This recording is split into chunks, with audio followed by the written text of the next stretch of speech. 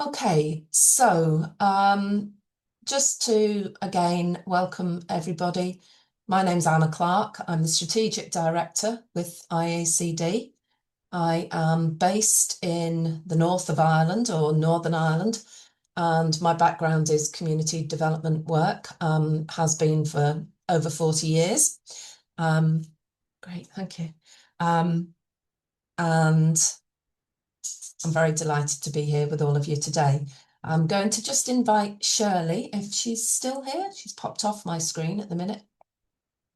Shirley is our trustee from Hong Kong. Shirley, would you like to introduce yourself? Oh, yes, sorry. I just rushed back from another meeting. So nice to meet you all and welcome to this webinar because I must thank Anna. We must thank her actually. She has arranged for this very special webinar. And I myself am the trustee of the East Asian region of the IACD. So I'm currently also teaching at the Hong Kong Baptist University. Yeah, that's it. That's Okay. wonderful. Thank you, Shirley. And thank you so much for joining. I know this is a very busy time of day for you and time generally. And just to say that our other trustee for South Asia, Sonia Garcha, unfortunately is not able to join us today because Sonia's actually in New York and the time zone differences mean it's the middle of the night for her. So apologies from Sonia. Okay, so without any further ado, then I'm going to invite everybody, I think, just very briefly to say hello.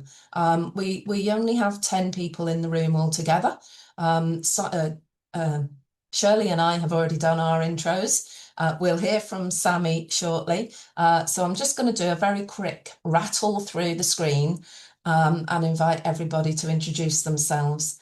So let me have a quick look here at the list. And if I could just name you, and then if you can just say, hello, I'm so-and-so, and I'm based wherever. Jessica, we'll maybe start with you, and then Ava, and then Bev. Hi everyone, I'm Jessica van Kerkhoven. I'm IACD's Administrative Officer based in Scotland. Thank you. Hello everyone, I'm Ava from Hong Kong and I am a registered social worker and I do have some engagement in some very old community in Hong Kong. Nice to meet you everyone.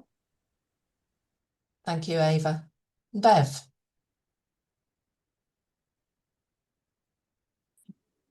Good morning. From the UK. I'm from the West Midlands in the UK. And it's just lovely to be here. I'm just really interested in what you've got to say. Thank you, Bev. And then Chris, Estelle, and who's the person who's sitting under Christelle? John. Yes. Hello, I'm Chris from Hong Kong. In the past, I worked for families and communities affected by urban regeneration. And in recent years, I try to facilitate the young people to meet with the strangers in the community to learn how to build peaceful relationship in the community. Thank you very much, Chris. That's great. You're very welcome. And was it Estelle and then John? Yes, good morning. My name is Estelle Wharton Nightingale. I am from South Africa. I am a town and regional or urban planner by profession, and I work all across South Africa, especially in our smaller towns. We assist them with building relationships between community and municipalities. So a lot of our work is built on collaborative governance. Thank you very much. Wonderful. Thank you very much. Hi, I'm John in Mombasa. I've done a lot of youth development over the years, and mostly I work in community facilitation and various different things really with different organisations. I said in the chat I've been working with quite a number of Afghanis in recent years, mainly who are out of Afghanistan. So this one really grabbed me as of interest. Brilliant. Thank you very much, John. And I think it's last but not least, Mark. Morning, everybody. It's great to be here.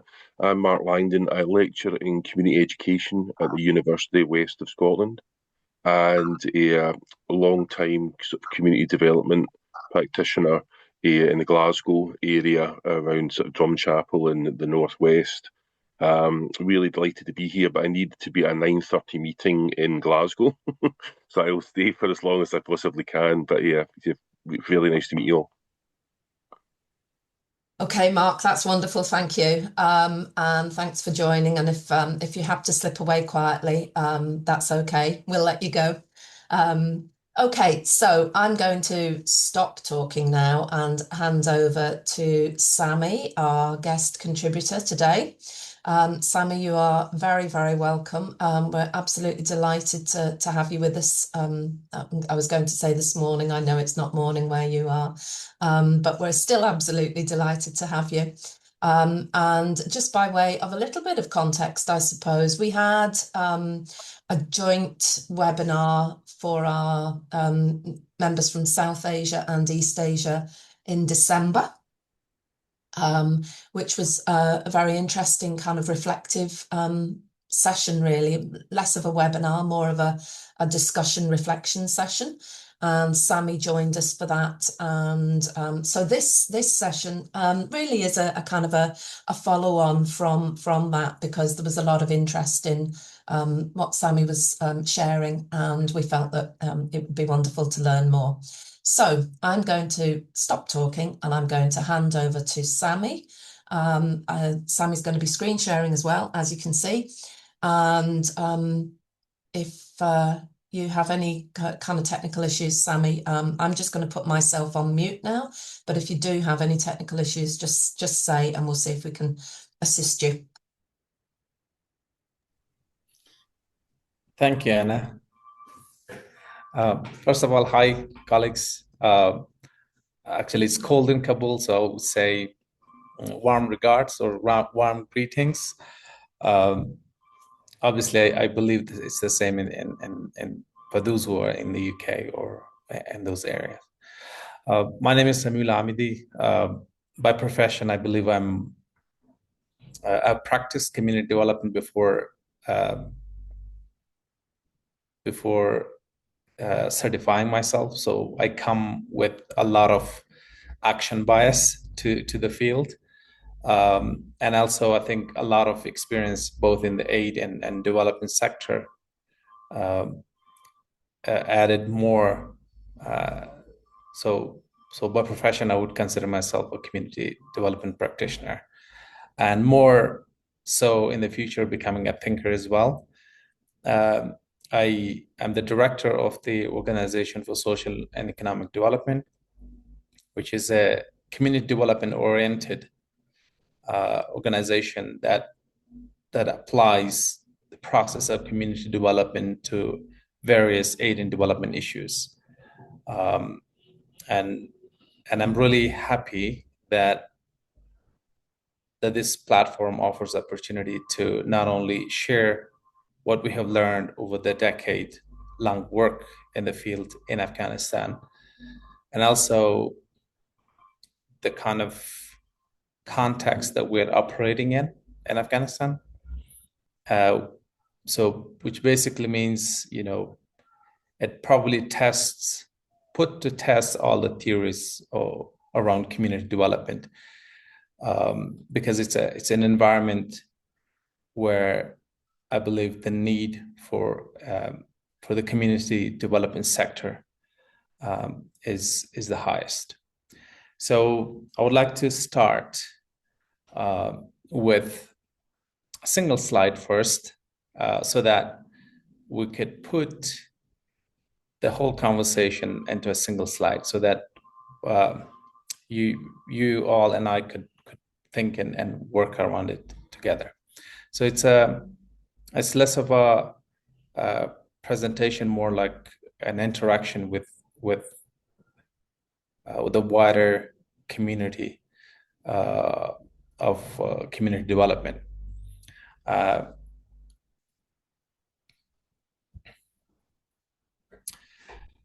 For those of you who might be, familiar with what Afghanistan is going through as a country, for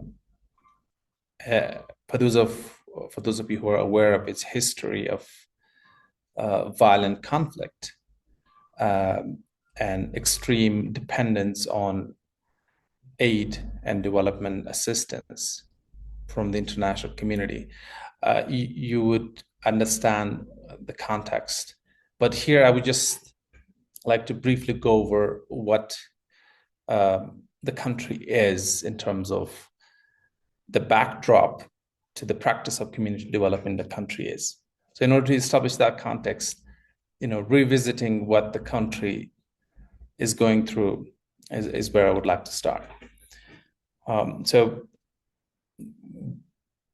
as a profession, community development didn't exist in Afghanistan. It existed more in its very basic and traditional form, where people, came into collective action without having the awareness that they were engaged in community development. And starting in 2005, with the start of the humanitarian intervention in the country, the concept of community development started coming in and taking shape. In the 2010s, we saw the World Bank coming in, and the state there, we start seeing the infrastructure for community development slowly unfolding. But it definitely had a very big impact on where the community development was headed. But it was never recognized as a sector. It still isn't. We're not seeing community development. It's seen part of the social sector, but not as a community sector in and of itself. That could speak for its nascentness as an emerging or as a profession. It still has lots to go and lots to do, but as an idea, as in a tradition, it has always existed, because the country never had a stable state. And the absence of a stable state, you get lots and lots of small pockets of resilience and people working together. And that kind of tradition and that kind of resilience is still there. We had 2 decades of international intervention, which basically, took over and assumed the role of communities by injecting a lot of unsustainable NGO-led ideas and programs, which confused, some often disrupted the natural state of what the community development was. So, some of the challenges, obviously there are a lot, but when it comes to Afghanistan, there is an intersection of challenges. They overlap, so they amplify each other's impact. I think at the heart of it is the impact on communities is extreme. It's where the combined impact of climate, poverty, a state system that barely exists, and these all work together to disempower communities, and inequality systemically deeply entrenched into how the state and the government sees what the communities are, and the gap in terms of community participation is the lowest, because it's not only that the communities don't have lost basically the idea of, or the hope that they could affect change or do something about their circumstances. So these challenges intersect in obviously robbing communities and those small pockets of resilience of the ability to be to sort of have the kind of well-being that we all measure and want to see. And that combined effect comes in, and I think the implication for community development obviously starts with, issues of human rights and equality. But more than that, I think it's more of a slipping slope where we're not headed toward a broader future. It's more like it's going to get worse. That's, everything indicates towards, it's getting even worse for the people and the community, or people organizing as a community. Systemic discrimination, you can see the legal developments and how the systems operate in terms of, disabling systematically what the communities come together. Barriers, social justice obviously is one of the hardest issues. You might be aware that women's access to education is basically a systemic ban on whether women could, access economic resources or educate. That's one of the highlights of the many issues where the challenges trigger community development in all those areas. Impaired civic space obviously is one of the key issue, because when there is no space, you can't affect change, and that's one of the hardest, one of the major issues that obviously when it comes to the conversation around community development, that's triggered at all stages. Fortunately, I would say, I think as the aid collapses, the aid sector, and we have a state that doesn't provide minimum services, and we have a state that basically closed off the space. What we have in terms of communities coming together, and the community sector is taking a shape, is that, naturally motivated by the difficulties and the severe livelihood conditions, people are coming together, and we're seeing a lot of NGOs coming together, a lot of community leaders thinking in terms of restoring space for the people, rebuilding participation through collective visioning. I think that collective visioning is one of the most important exercise. We are seeing community engagement happening in a very systematic manner, and we've seen as this progresses, we are seeing the community role as a leader and owner of their development coming to surface. We're seeing, social enterprise. For those in the UK and Scotland, they'll be happy to see that, and Afghans are learning from the global community in terms of how they can rebuild and regenerate the collective wealth and basically alleviate the extreme dependence that these communities and people had or continue to have. Remobilizing the strengths, because when there is an aid and international development intervention in a country, obviously communities sort of forget. They go for the comfort of being provided with support by external actors. I think that memory of using their own strength was basically lost, and I think that's coming back because there is a vacuum and communities are stepping in and filling that. One of the key community development response to these challenges is community development education. And it's taking roots. It's going beyond a short course. It's going more into like certified practice level education, which is an interesting development, probably having a very, very wide impact moving forward. And I believe that the future for community development in Afghanistan is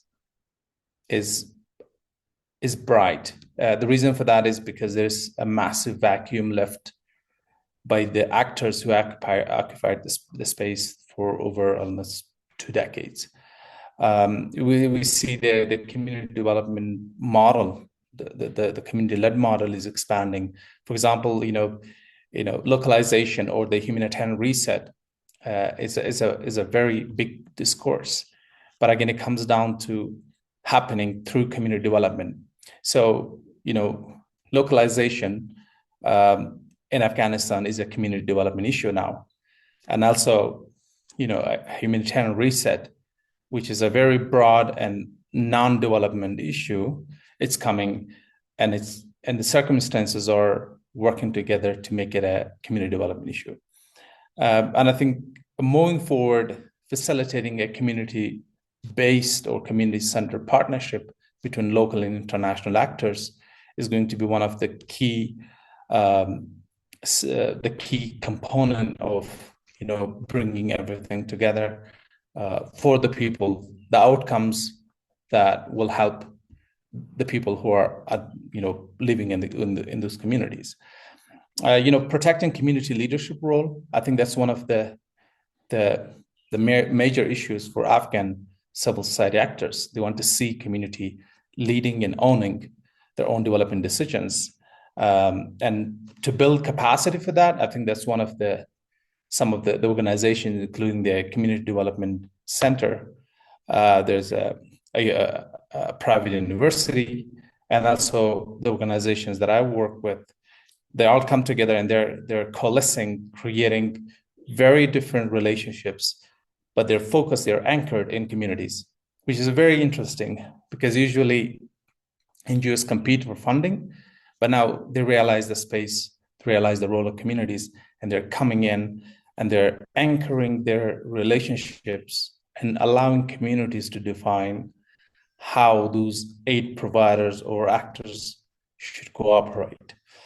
I think participation obviously will continue to be a major. It's not a single event, but it's going to be a long-term goal of the sector, but also the organizations that I work with or continue to engage with the networks that we work with. They're all trying to work and ensure that communities have the skills and knowledge and resources to participate and be active contributors to the process.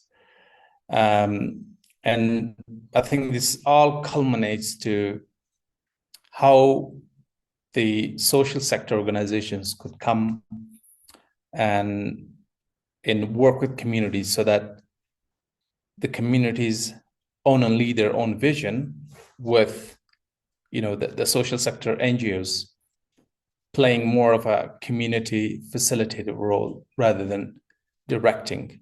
So, a community directed or community led system change is obviously where the community development sector is headed.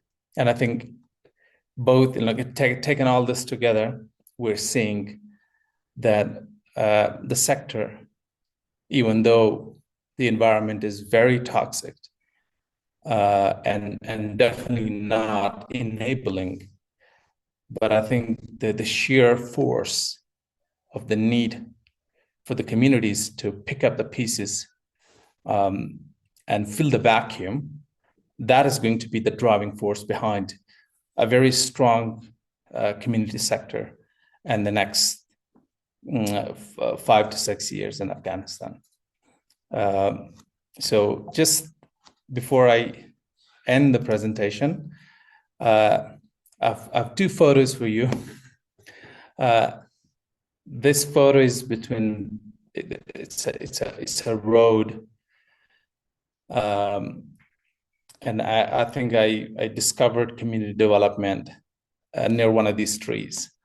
And there was actually 1 tree, now there's 2.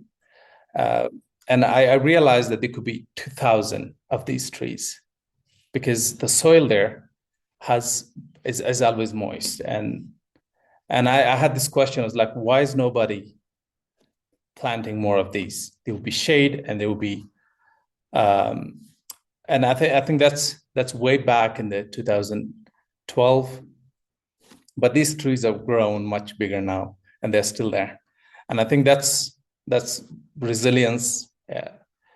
I think it shows a lot. And I also believe, that strength exists, and I think communities have strength, but it's giving them the space for them to realize that strength and put it to use and realize their collective well-being. And just one last photo showing a village, a neighborhood that never existed before. So I visited one of this neighborhood and asked them, just seeing how they exist in a very isolated environment. And they said they were displaced because the village that they were part of was bombed several times. So they moved here overnight, put up a tent, and then from that tent, now there's a whole neighborhood. And I think that shows the kind of resilience that people have when they're left no other choice. Thank you.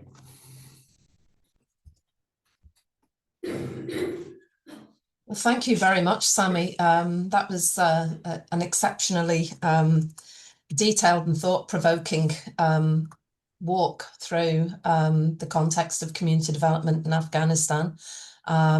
If you want to maybe stop screen sharing now, we can open it up for discussion.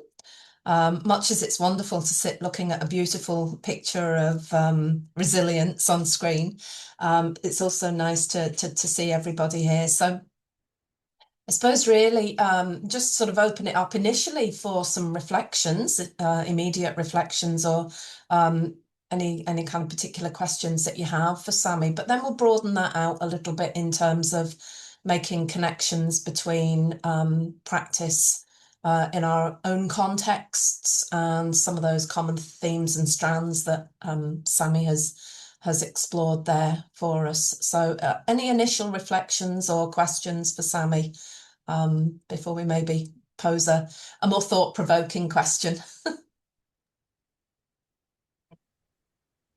Shirley.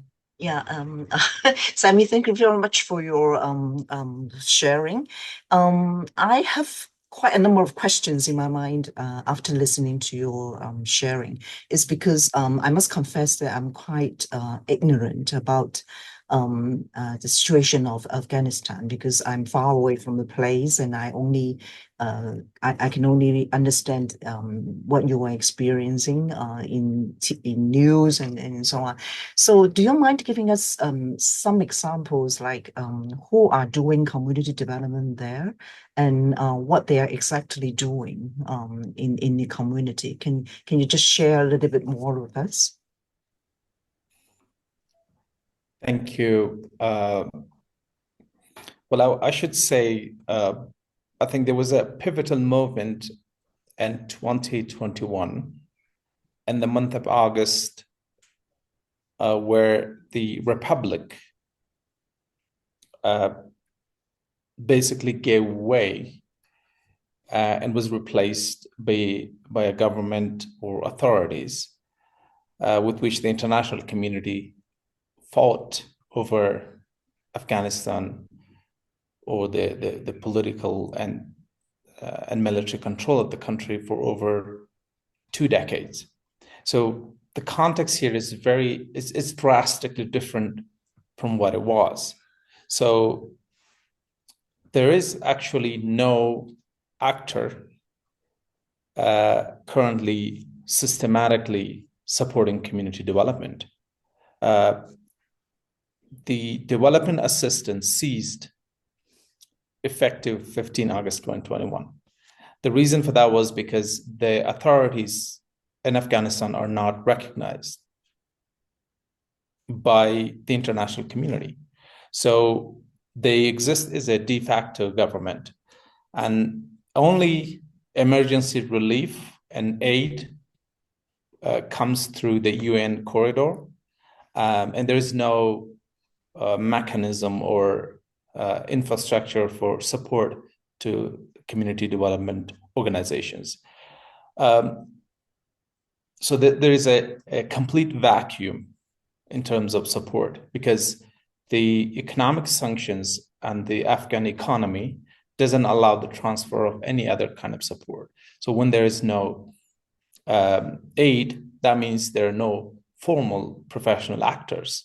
So when I said there's a vacuum in the community development sector, I meant the communities have to come up and pick up the pieces, because the aid and development sector have basically failed them. And we're hearing this story of resilience because there is adversity. Otherwise, we wouldn't be hearing. This wouldn't be that much interesting.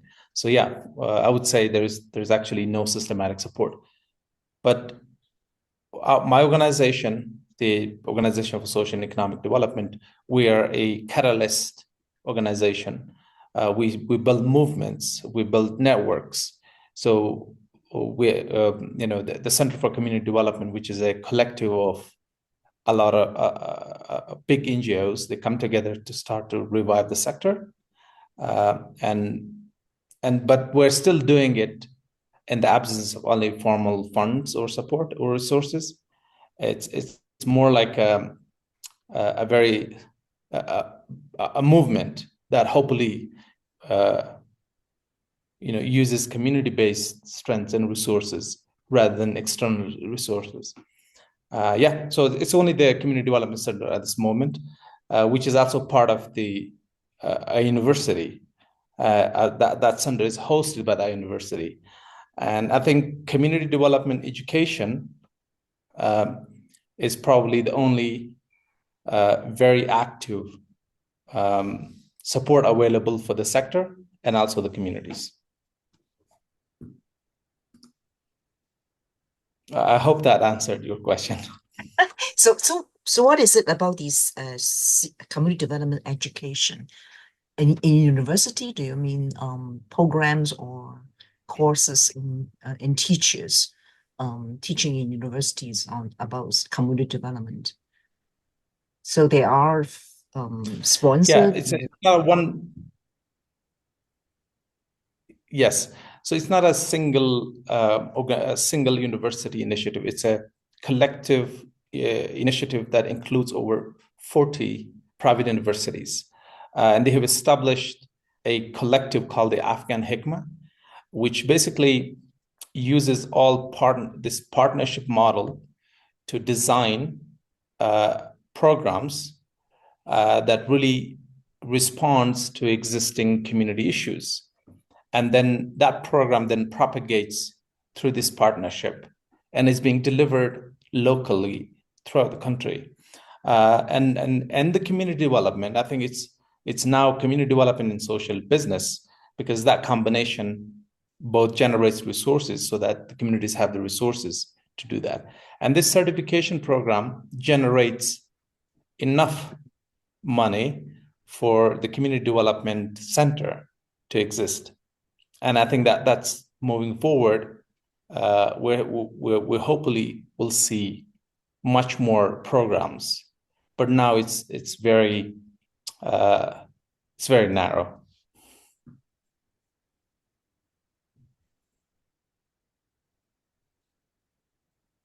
Shirley, do you want to come back again or have a think about that?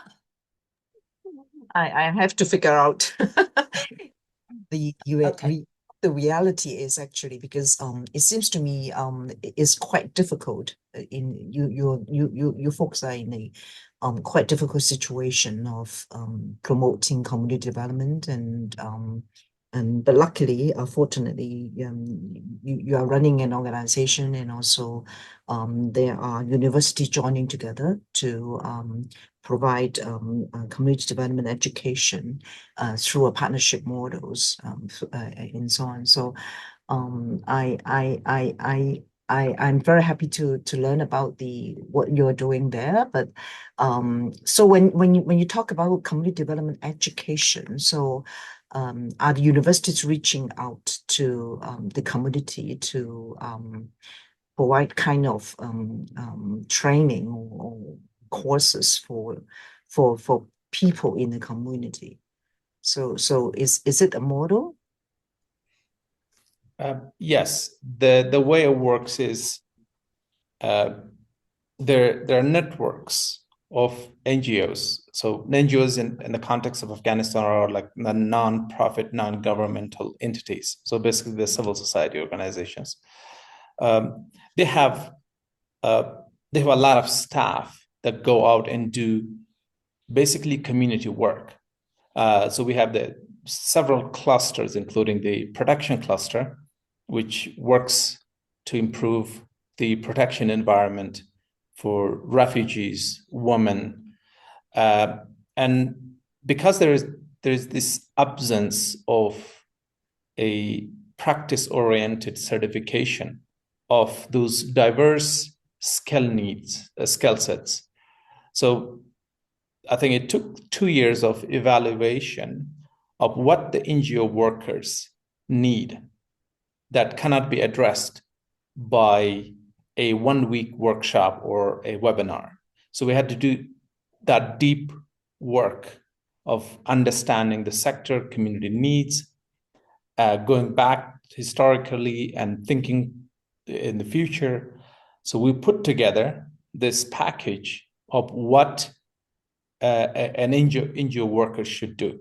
So the first pilot was free. We had a cohort of 500, but we realized that was too big of even though there are 40 private universities working together, they have the infrastructure to deliver. But then, thanks to the advent of technology and the practices that exist all over the world, I think we localized some of the concepts and then applied that to a second pilot. But the way students are referred or the students are recruited or the cohorts are recruited is that we work with the cluster system. We encourage NGO leaders to, design workforce strategies with this center together. So because it was a co-creative process, all the NGO leadership, they learned about this process. And when we started it, I think the interest was immediate. It was overwhelming. And I think we partly succeeded to capture that interest. But I think moving forward, it's only going to increase. Okay, thank you. That interchange has prompted some questions from me as well. But seeing as I'm host, I better try and be a good host and open it up for any other questions or reflections or contributions from everybody here.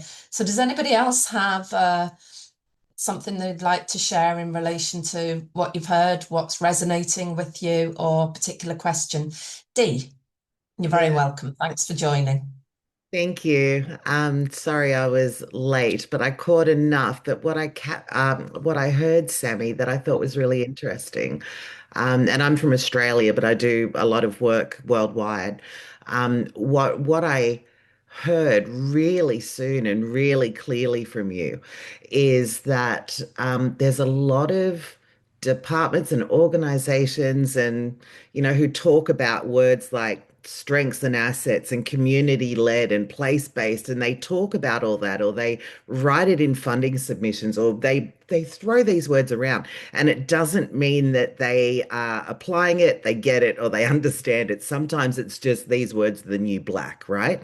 And what I heard from you very clearly was you are living that in a very grassroots way, and where it came from, where it stemmed from. Even your answers to Shirley then reinforced that it's like, you tried something and went, okay, let's go back a bit. Let's look at the cluster system and how we can kind of move that forward as a movement. So I don't know if I've got questions at the moment, but I would like to just make a statement, I guess, that, working in this sector for more than 30 years and hearing people misuse these terms and words, that it sounds like it's what really drives and guides you. And well, okay, I do have maybe a little question on the side of that. Where did that come from? Because we know that a lot of international work can be very top down or traditional approaches, but you've come from that bottom up. So how did that happen? How did you go, we're going to work in this way? And thank you, Dee. It's a really good question, because it gives me an opportunity to give you a more background in terms of. I think I'm a product of working with very different cultures.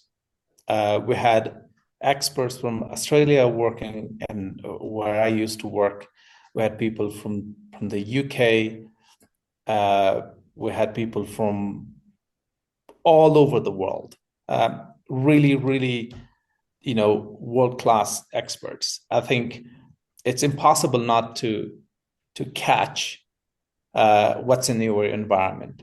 And I think I was very linear personally, really focused on a single profession, because that's where I was feeling very comfortable. And I think as I went forward, I realized that linearity is good when you have the environment that supports you. So when you don't have an ecosystem, we don't have an environment, and you see a lot happening and in silos, in isolation, and you hear them talk about the same concept, the same ideas, yet you don't see cooperation. You don't see people and communities being centered. It was always about building bigger organizations, having a bigger brand, protecting one's reputation. It was never about communities, movements. It was never about outcomes for the people. And that awareness happened over a decade. It was not 1 day or 2 days. But then when it happened, it was me getting every expert to talk to me, or me reading everything I could. And I think that click light bulb moment was in 2022, personally for me, where I said, I can't control everything, but what we could do is, bring the mindset. You can't pay a lot of people to do what you want them to do, but what you could do is establish a mindset. And I think that mindset is going to be the element of a culture. That culture is going to be what will sustain a very strong community sector in Afghanistan. Because without that element, I think I discovered a leverage. And I think being able to bring community development, education, and combine it with practice, and also bring in an element of social enterprise. You take care of the resource part and also the mindset part. And I think that was my journey as I move forward. It was never a single moment. And yeah. That's perfect. Thank you, Sami. And I completely agree with you that it's about that mindset shift. Like Harley, who's on the call, we work together, and we would say that we are strength-based practitioners, and that's very definite about that, and we've even turned away projects and contracts that wanted a needs analysis or something that was really top down. We said, we're not the people for you.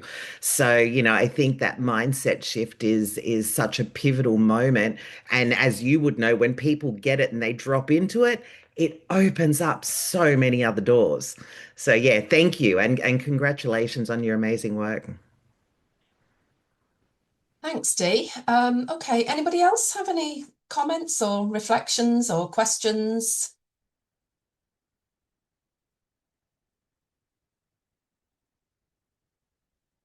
Okay, well, I'm going to jump in now with mine then. Sami, thank you very much for outlining that. It has been very, very interesting, and it did raise a number of questions for me, kind of thought-provoking ones. And I suppose one of the first ones is just that interface in terms of your experience, particularly what you were you had talked about, issues of human rights and social justice and the regime and the impact of that on social justice and human rights. And I'm just interested in terms of the state, we'll call them, call that the state and for now, response, or how that is being perceived in relation to what you talked about, the universities coming together and developing a program around community development education, and literally hundreds of people who are taking part in that program. Community development is underpinned by values of social justice and human rights. So I'm really interested in in that interface and what that might look like in terms of what people are trying to do, who are doing that training, but also the communities that they're working alongside and with, and how's that going down? How is it being perceived? Are there issues and tensions around these things? So that's my first question. I'll come back with my second question. I'll leave you with my first one first. Thank you, Anna. This was the first thing we grappled with. When a government that is completely paranoid and they want to strip down the society to its bare bones, its basics, and leave no room where power could be exercised. So it's that complete monopoly over the thinking, the actions, and that's a basic blueprint of authorities. But I think here in Afghanistan, it's taken to the extreme. Community development is a concept is seen as political action. So we did so much to shift the language and design the program so that I never touched issues where it could trigger the kind of reaction where, social justice as a concept exists within the framework of every possible form of government. But it's the way it's framed, the way community issues are framed. That's what we had to learn the hard way. So we did have a lot of friction with the regulatory authorities. The certificate was not being recognized by the regulatory authorities because they thought that it was outside the existing framework for higher education. Because it's a undergrad bachelor level degree certificate, there was so much that we had to basically, design it in a way being extremely sensitive to what it could mean. We would shift or change terms, but I think we kept the essence of community development is a practice, and social justice is at the heart of what it means. But there is no denial of equality, even in the current government system. And there's also no denial of social justice, but it's the way the relative quality of what it means is different. The way it's applied, the way people could come and influence, advocate. I think the word advocacy triggers so many harmful interventions from the authorities, but there's a way around that because there's certain issues that could be taught, but could be taught without being seen as political action. And I think for us, it was always, make it sound non-political. If we are talking about entering a community or exiting a community, who is a community leader? And that definition took months to arrive at. And when you talk about 40 universities coming together and designing, I think it's the NGOs, the community development sector, coming and building awareness within the education sector, and basically saying, there's thousands of NGO workers, but they're not equipped with the basic concepts of how to work within a community's values, not to disrupt what's already there, how to build on their existing strengths, and how to protect their dignity when supporting them. And I think when framed like that, it really easily won over the universities, because they're also mission driven, and they have that sense they have to do better, they have to do more for their communities. But the way we sold it was, the demand, because there was overwhelming demand.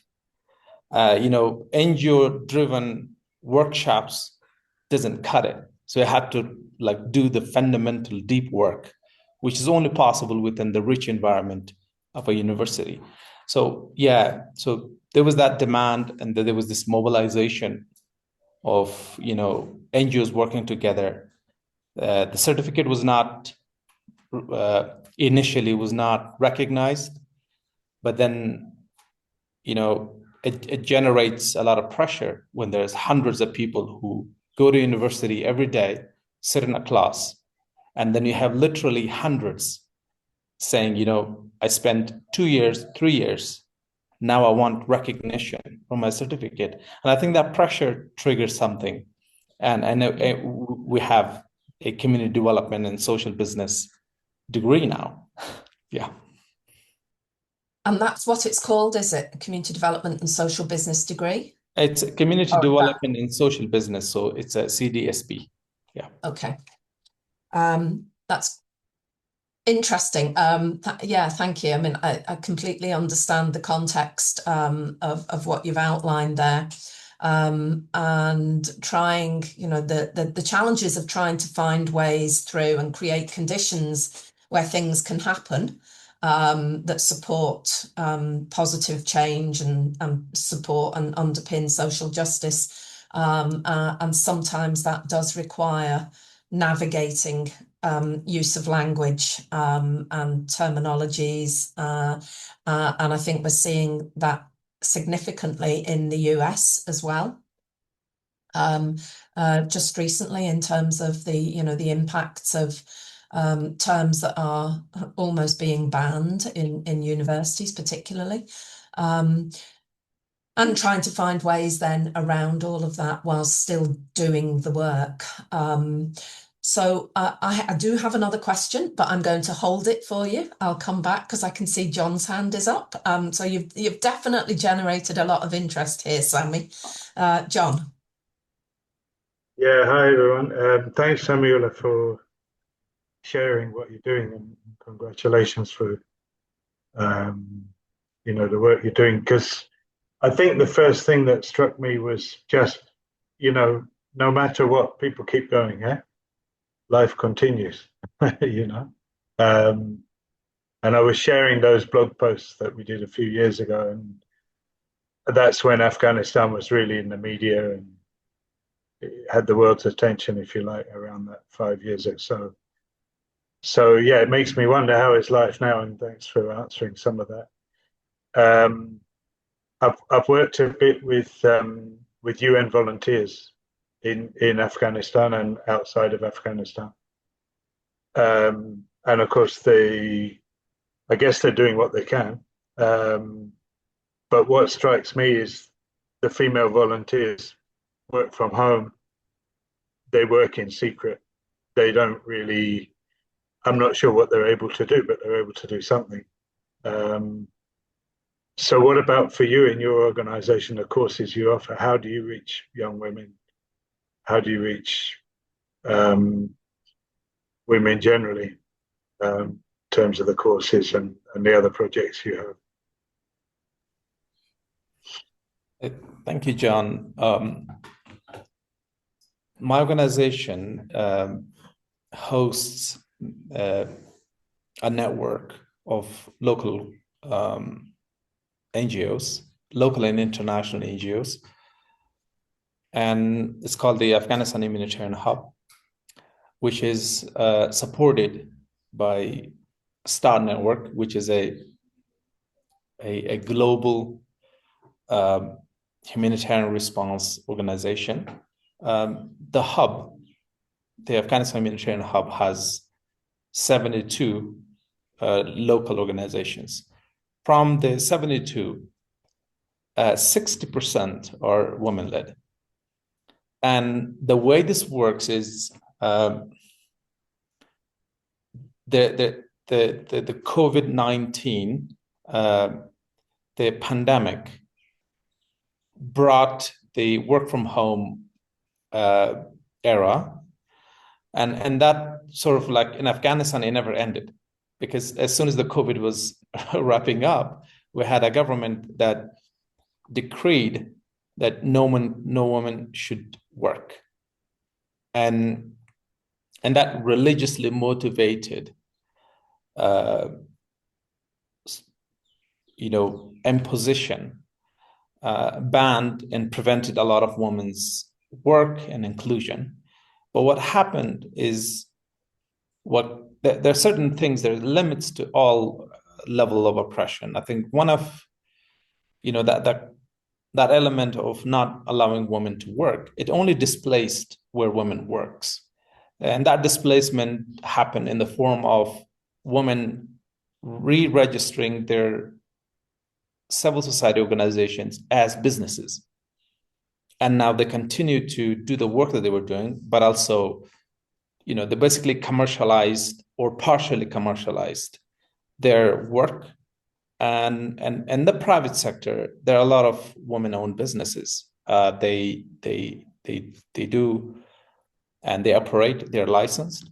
So it's relative. But when it comes to women working with the NGO sector or banned from schools and universities, the ban is more like a vague way of saying, we're not ready. The society is not ready so we're building a system. So the ban isn't actually a ban, is a law. It's more like, let's wait and we'll do it when we're ready. But directly to your question, women continue to work. I think there's been a overcompensation for women's inclusion. As I said, STAR Network is a woman-led, woman majority network, and they employ and work with women majority organizations. And they do the same with Afghanistan Humanitarian Hub. So they all work from home. Technology, internet makes that possible. But women continue to be part of the sector. And for us, I think I can give you a concrete example of how women were engaged. So we had earthquakes, several really disastrous, really high impact earthquakes, and parts of Afghanistan. So for us, it was more like, how can we get the communities to respond? How can we get the more well-off, or how can we get people to donate? How can we get the local solidarity to contribute? I think that was the first time when we tested the community response clinics, which was basically, volunteers. We had health workers, women doctors, part of that community response clinics, and it was basically it was a very informal, initially very disorganized, but luckily, unfortunately, because there were several incidents, I think that model of community response clinics, as we call them, like community hubs, these were the centers where the volunteers, women, were part of saving lives. So we had women in the front line, administering medication, and that's sort of basically children. So I think that was a direct and clear example of where, in emergencies, women could be the frontline responders. So that did happen through the community hubs. Thank you. I hope that was not too long of an answer. Oh, that's great. Thank you. Thanks for sharing that. Thanks, John and Sami. Okay, anybody else have any other comments or questions for Sami? Well, in that case, I'm going to jump in with my second one. And this is maybe a little bit in relation to speaking to your slide, Sami, where you outlined, the context, the challenges, but also your column on the right-hand side was about looking to the future. And I'm interested, sort of pulling some of those strands forward. Just this week, the British government, Foreign and Commonwealth Office, announced that it is co-hosting a major global partnerships conference in May, alongside a couple of other large kind of investment bodies, and Bond, an agency called Bond UK, which is a network of international NGOs, predominantly working in the aid sector. So this major global partnerships conference is taking place in May, hosted principally by the British government. The chair of it is Yvette Cooper, the Foreign Minister for Foreign Affairs. And the focus of the conference is about bringing together stakeholders from governments and civil society and everything in between and I'm quoting here, reimagine the future of development cooperation in an international aid context. So I'm kind of interested in terms of your experience and what you've been talking about. If you were at that conference in May, what would you be saying to the British government in terms of its international aid, other governments in terms of their international aid agendas, bearing in mind the the absolute sweeping, immobilizing impact that the international aid budget cuts has had. What would you be saying to them in terms of a way forward for global partnership cooperation, addressing the issues that countries like Afghanistan, because of the circumstances and the context, has experienced? And what would you be wanting to see? How would you be wanting to see them responding?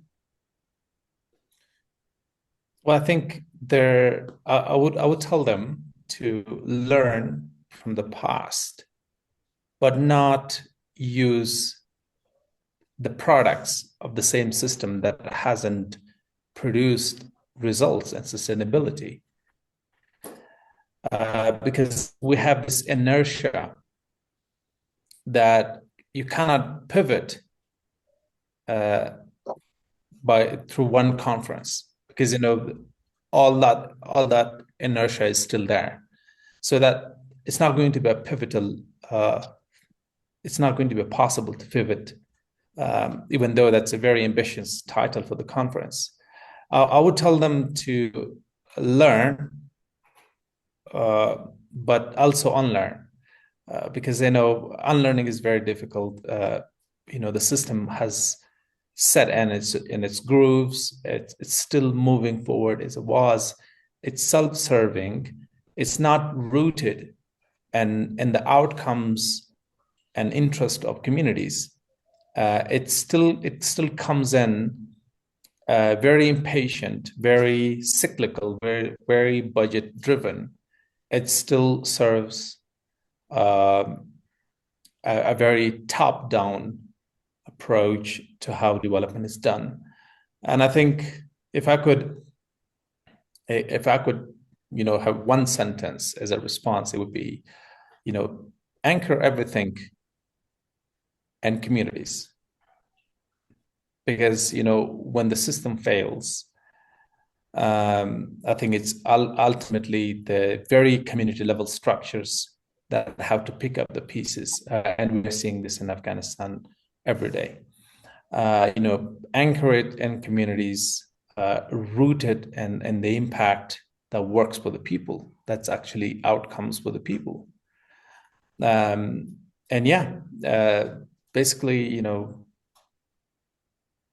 it's an inertia. It's not going to be a very sharp 90-degree turn. That will not be possible. But again, centering in a community and letting community define processes, programs, and designs, that's how it's going to be done. Not through very big organizations. That model is gone. I think the future is more like networks, because the challenge is big. I think only networks could marshal the kind of diversity that is needed. If we're talking development 1.0, I think that the 2.0 would be networks, and I think those networks should also be not centered on the NGO sector. It's mostly has to be rooted in the communities that we aim to support and help, and safeguard the future in terms of work consciously and intentionally not to generate dependence. Even though aid and development is doing a lot of good work, inadvertently, the byproduct is learned helplessness and dependence. And that dependence it damages dignity. It creates resentment, because those who lean on and trust a very unpredictable, a very unsustainable system, and when that system collapses, I think trust and the sector, in the charity sector collapses, and also in the international aid sector. I think it's sometimes beyond repairable, because when that trust is broken, it's almost impossible to fix it in a single generation. Well, thank you. Again, very interesting kind of perspectives. I suppose for me, I was just reading it this week actually. So today's session was quite timely in terms of getting a perspective on that from someone who's got a lot of experience of working in a context where there has been historically a significant amount of international aid. And there's a little bit of me that's quite skeptical. In fact, there's probably quite a big bit of me that's quite skeptical about government agendas around some of this. I think you're absolutely right in terms of the need to root agendas in community issues as expressed and experienced by those communities. What concerns me sometimes with the language and the way in which particularly large and powerful agencies, state agencies like government departments, frame some of these things is there's a lot of rhetoric about shifting power back towards local partners or communities, or that kind of context. And I think sometimes that's also an opt-out in terms of those who have human rights duties. They are the bearers of human rights responsibilities. State actors they carry that responsibility. And I do worry sometimes that when I see these kinds of,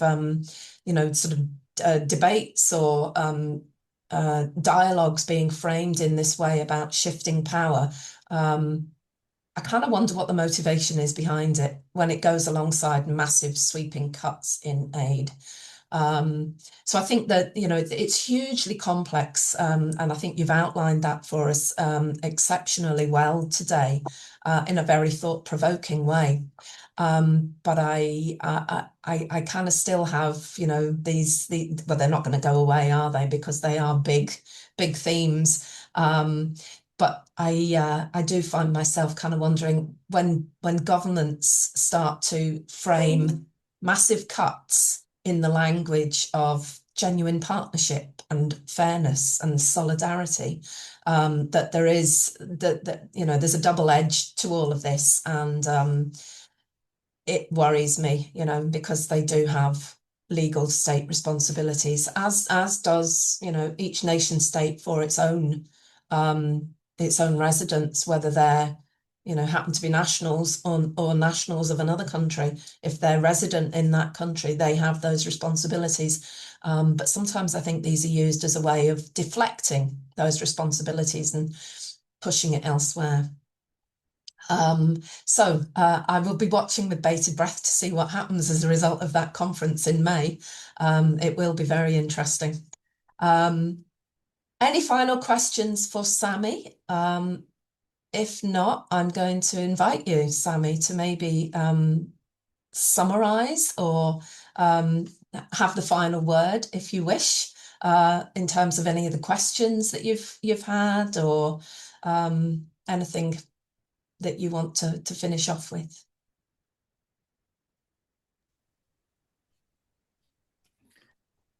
Thank you, Anna, for those really, I mean, the way you articulated those back to me, it's an excellent reflection. Thank you for that, and also by linking this with how we can how we understand our place and the present, and how do we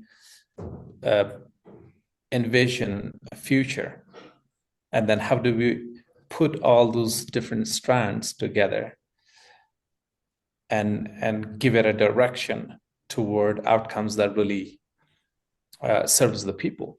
And I think that is increasingly being lost from the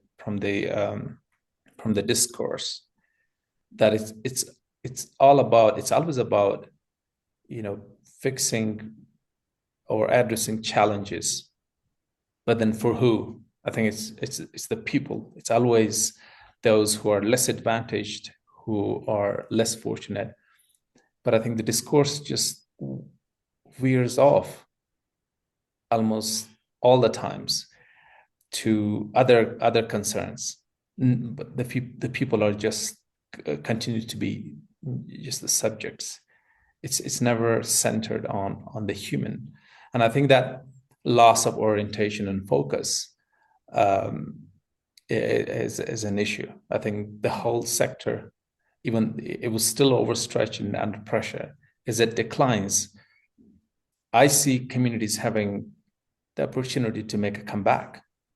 And I think it's for communities to come back together, it's just it's deeply ingrained into societies.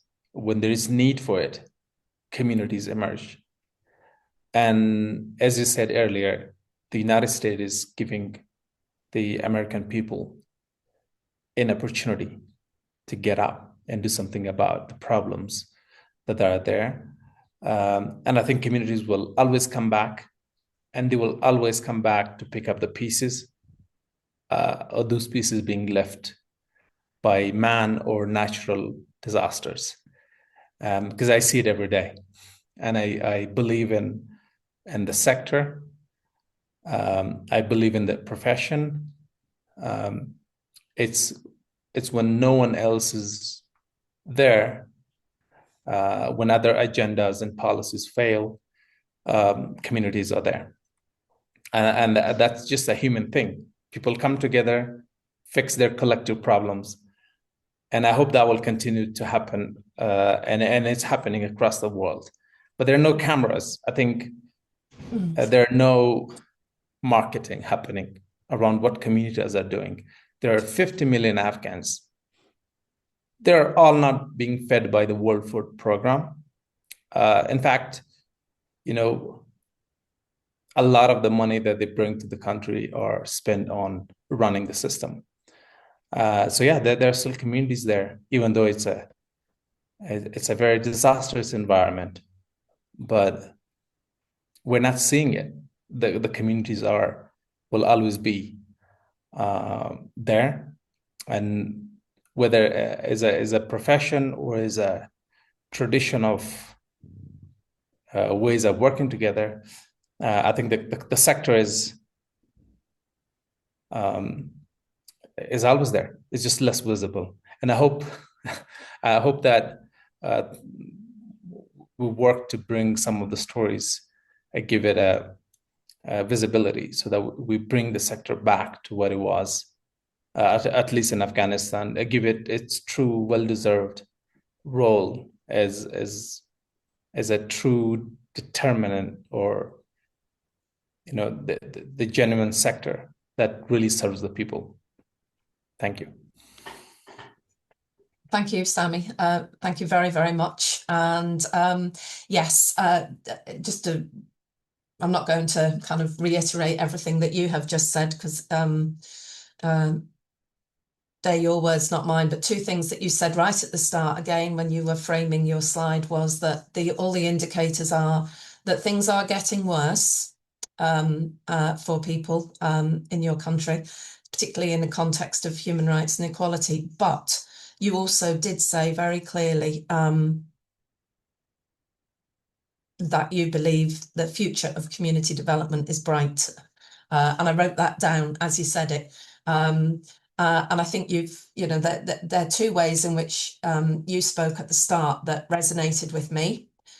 We do live in very, very challenging, very complex and very chaotic times. Indeed, that's almost the title of our World Community Development Conference that's coming up in June. But communities are strong. They are often the best placed to respond, and do often respond in the best ways, whatever that might be, whether it's immediate, emergency response, or it is actually about being able to express and articulate exactly what the change is that is needed, that will make a difference, and then push to try and see that happen. And sometimes that takes a long time, but community development values and the processes that underpin that are very, very well placed to support that initiative, those initiatives to happen. So thank you for kind of giving me the opportunity to use your words, in a sense, to kind of sum up towards the end. And thank you for a wonderful session today.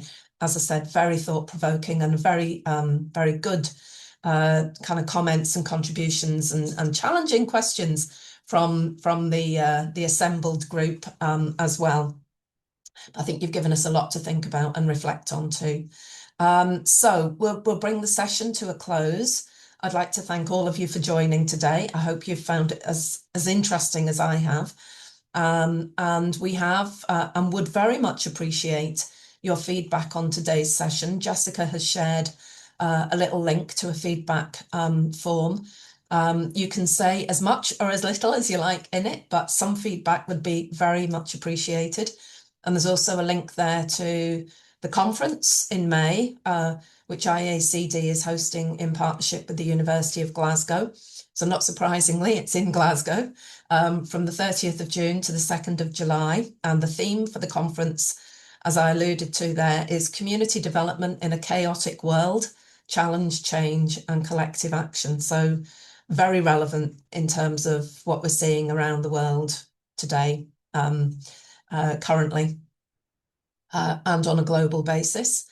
And also, I think, a link, if you are not a member of IACD and would be interested in joining, I think there might be a link there to our website to give you some more information about membership as well. So thank you, everybody, very, very much. I wish you all a very pleasant remainder of the day, whether it's full of many hours or just a few. And we look forward to seeing you all again at a future event in the not too distant future. Thank you.